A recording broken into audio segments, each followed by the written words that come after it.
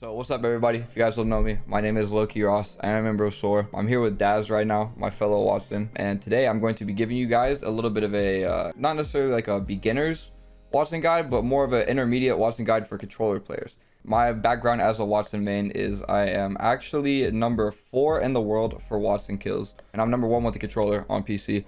So I'd like to think I know a little bit about Wattson. But if you are newer to Wattson, this might not be the content for you. You might want to go check out one of Daz's videos first, because he actually can show you some beginner Wattson guides that's good for both controller and mouse and keyboard. But today is going to be a little bit more for the experienced Wattson player who wants to learn some things or take maybe a more of an in-depth approach at her kit and how to play her. So let's get right to it.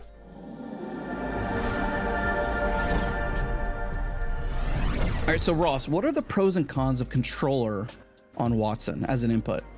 So I actually wanted to talk about the con first. I think the biggest con, you watch a lot of the Wattson mains today and you see that at least the more experienced ones, they're really good at kind of being snappy and quick with their fences. And I do feel like as a controller player, you're slightly limited because sensitivity doesn't work the same on controller as it does with the mouse. You can't have the snappy fence flicks that you might see from other Wattson mains. But I do think a pro of playing Wattson on controller is it's kind of basic, but I mean, you have the aim assist, you know, you can fence somebody.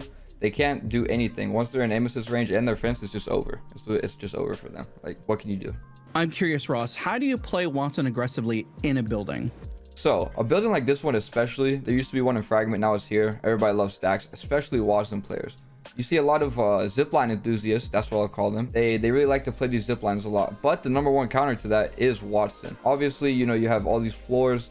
It's very simple to put down a fence on either side, whether it's, you know, on the inside or whether it's on the ledge, which is only on this side of the building. I don't believe it's on that side as well. But you can play very aggressive because right here, if you do have someone who you're sort of chasing on zip lines and they're dancing, you're slowly limiting the options of places they can go, right? They no longer can really go, at least on this side. They can't go into this room without, you know, taking damage from the fence. And the second they get stunned by the fence, is basically over for them, unless they have their phase, and you know how that goes. But the idea of fences in a building like this is just sort of blocking off entry points for your opponents and just leaving them with very limited options and then capitalizing when they mess up. Because a lot of movement players love to, you know, jump around, do all this stuff, but they can only do so much when you take away all their places to go. But Ross, what if I'm not in stacks? What if I'm like huddled up in a building? What do I do? Okay, so for a lot of buildings, I actually really like to play Wattson in a way that sort of limits the options of my opponents. Instead of trying to completely take away anything from them, I like to sort of make them play into my hand, right? I don't know if that makes sense, so I'll try to explain it the best I can. You're only allowed, or not allowed, but you only start with 4 nodes, and over time they recharge. But what you can do with your fences when you're in a building is you can fence off different exits, right?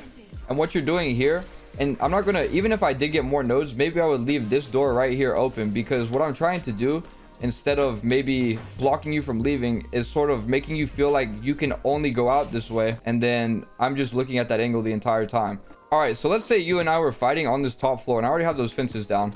Let's say we both get like a decent trade. You know, you do 100 damage to me, I do 110. You're running away, you're trying to get away. I could heal, but since I already have those fences down, I know that if you're going to try to leave the building, there's only one door you can jump out of, or you can leave. So I might actually drop down while you're doing that. I'm already here. You've already played into my hand, and at this point, I have a choked peacekeeper. Like, as long as I can use my aim assist, it's kind of over for you. Maybe put my opponents in positions where they might feel like they can escape, and then just kind of beat them to that spot. And I think it's very important to add, because I don't think I said this when I was originally talking about it. Stuff like that, this little strategy is very important for you to know the layout and the terrain of all the buildings, because if you don't, it might be a little bit harder to... It's like playing chess. You know, you want to know what everything does. And I think once you have a better understanding of the chessboard and what each piece does, you know, you're a better chess player. And the same thing applies to Apex.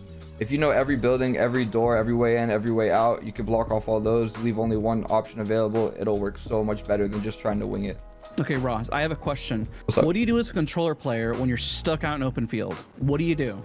Okay, so we could actually use this as an example. This isn't the most open field, but if you look sort of up here on this trail, if you get caught in the open right here, you know, rotating, where I'm standing right now is a very bad spot to be a Wattson. I think that it's very important when you're caught in the open. It's obviously situational. You know, if you're walking this way and you have a whole team ratting on you from this truck and they all peek you at once, it might just be over. I won't lie.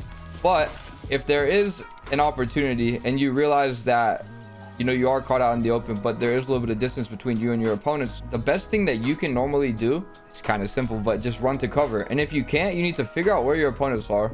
So if I couldn't get anywhere and there's 3 people where you are right now pushing me, I'm looking around. Well, I already know this area a little bit, but I would probably back up a little bit, try to get maybe right here, play this rock a little bit, and I'd honestly put down my ult somewhere and use it as cover as well.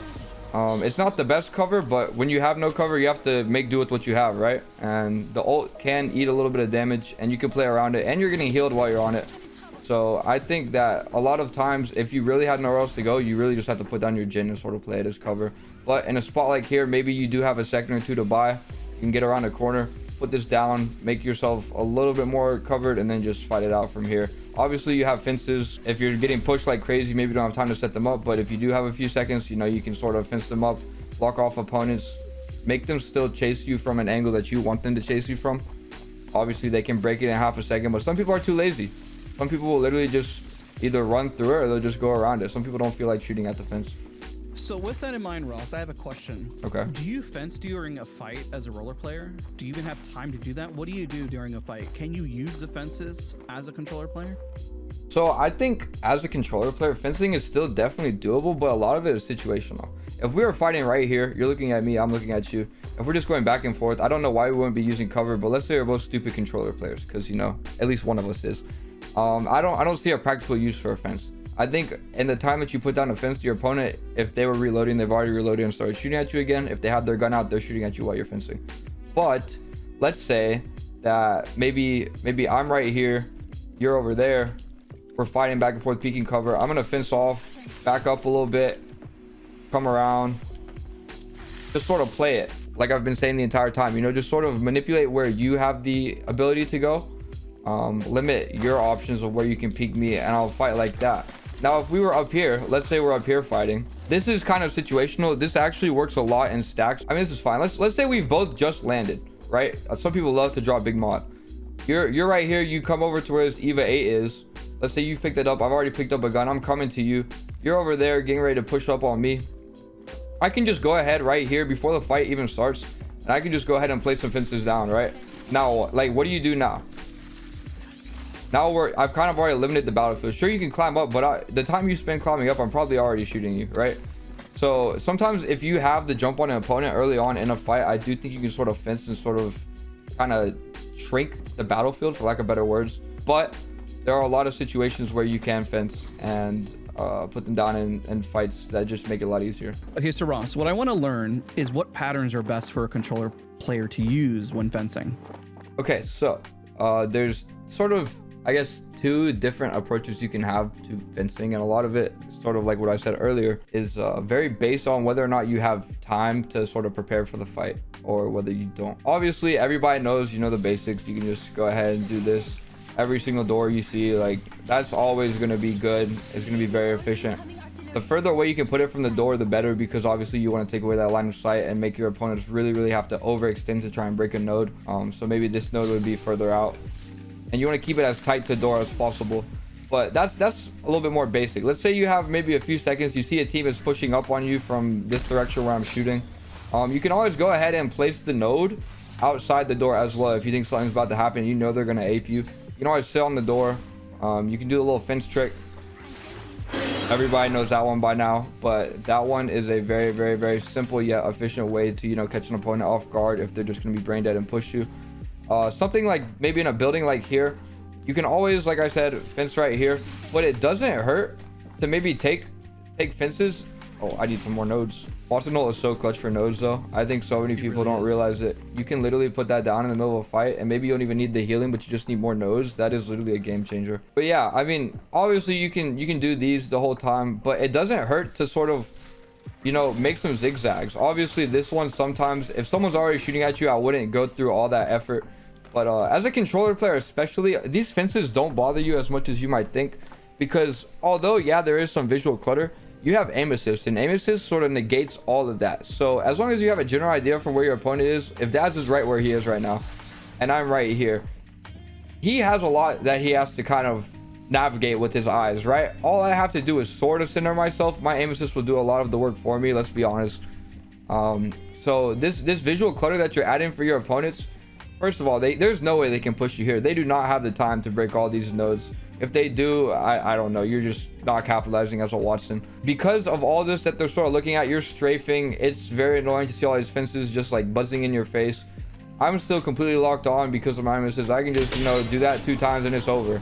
But yeah, I feel like a lot of people don't realize in certain situations, especially in buildings, you can create a lot of visual clutter, and that only hurts the MK players. Controller players are not punished at all by visual clutter. This is not just for Wattson. That's actually just a universal controller thing.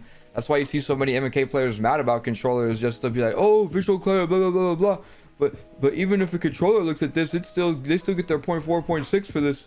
And that's another reason why they hate us. But, you know, that's their problem. They chose to be MK players, right? How do you incorporate movement as a controller Wattson? Okay, so this one is a little bit harder for controller Wattsons. There's still a lot of very, very basic movement techniques that you can use that you can combine with fencing if you are quick enough, if you're on maybe a higher sensitivity. The first thing I actually want to point out, so I feel like a lot of Wattson players don't realize this, but you can actually super glide off of this ult. I say I can, and then I can't do it, but you can see right there, you can super glide off of the gen. A lot of Wattson mains don't realize that, but like I said, if you do have to use your pylon as cover and you want to catch your enemy off guard, if you're a little bit consistent with your super glides, you can always hit a super glide on your opponent. And another thing I actually see some Wattson mains do, and this one is a little bit more situational, but very, very rarely, but sometimes, if I'm fighting you and you're on this door right here, come out here. Let's say we're going back and forth for whatever reason, we're finding this weird spot. I can literally wall bounce over you, and I can sort of, it's kind of hard because my sensitivity is kind of low at the moment, but you can literally fence your opponent in with a wall bounce. Because you're normally going sort of above and past them, so you can just place a node on either side. Now, this wasn't perfect, and that is very, very situational, but obviously there are ways you can sort of not only outmaneuver your opponent, but also use your tactical at the same time and make it a little bit harder for your opponent to win the fight. In this building, Ross, okay, where would you put your gen? How do you place your gen in buildings? What is your thought process? Okay, so I think the number one thing, and some beginners knows, but some might not, and a lot of intermediates do this already, but sometimes you get lazy and sometimes this can actually get you killed. You don't want to put your gen, but even if I have to play maybe on, you know, from here back, like let's say that for some reason that other side of the building is just completely occupied and maybe we're in a sweaty rank match, I never want to put my gen right here because of the window, right? The second that someone sees this, they can peek it and break it, and if I don't have any ult excels, you know, my in-game could literally be ruined because my generator was put in a bad spot. So I never want to put it maybe in front of a window, and I also don't want to put it near a door because same thing with doors, you know, someone breaks the door, they can peek in and they can just break it. So where I would try to put it is at some sort of angle. Here isn't terrible. Obviously, if the door is broken, it might not be the best, but you want to put it in a spot where it's maybe hard for your opponents to access, but easy for you to also play while being in the radius of the ult and being able to also be behind cover somewhere. So even maybe if we're down here, you know, this is definitely a lot easier. I'd put it either right where I'm standing right here or right here, right? Someone's gonna be looking at the door, so if this one gets broken, that's fine. You could also even put it over here. You could also put it basically just in a corner, you know, somewhere where your opponents are going to have a very hard time breaking it, and if they do want to break it, they're gonna have to overextend, and if they overextend, I mean, as a controller player, you're just going to capitalize. Somewhere that also, I think this is very important as well, because some people will find a spot that might be good for them to place the gen, but in late games, you actually sometimes want to maybe put your gen somewhere else, because that one spot that might be good for your gen might be the only spot where you can actually stand. But for a building like this, you know, any one of these 4 corners is probably pretty acceptable. If the door is broken, definitely lean towards one of these 2 corners, just so that way nobody can see it. But it's always just about taking away the LOS of the gen. For areas like this, let's say we're in this building still, for areas like this, more open spaces with more open cover actually sort of gives you more opportunities, more places to put the gen. With this glass window right here, there's like a ticking time bomb going on. It's a server, it's fine. But with we're about to get a tactical nuke. Sorry about that. This might be the end of the guide, guys. But as you see right here, right here in the video, just for no reason.